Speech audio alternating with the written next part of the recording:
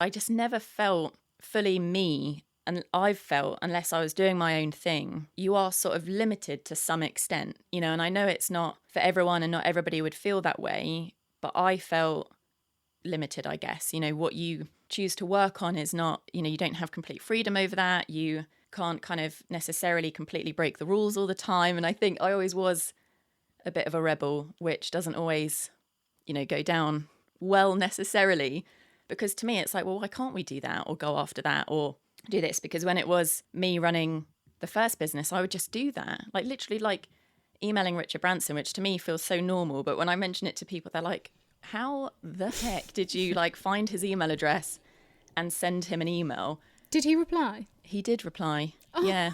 And we have to share us that template then. Yeah. What did you say? Gosh, so I did have a little bit of a sneaky trick with this actually. So it took 3 emails over, I'd say about maybe like 2 months, you know, leaving enough time to follow up without being a little bit too keen bean. But I remember the key, I think personally, was that I swapped the subject line from, I think my first email, I probably sent it being like, subject line, Gaboom, thinking, he's not going to know what the heck Gaboom is. Why is he going to open that email? And then the reason I was getting in touch is because I'd seen an online talk of his. So I used that as the subject line because I thought maybe he'll think I'm someone from the conference. And if I can just get him to open this is weird, isn't it? If I can just get him to open the email, at least then you know, it's up to him if he replies. But he did.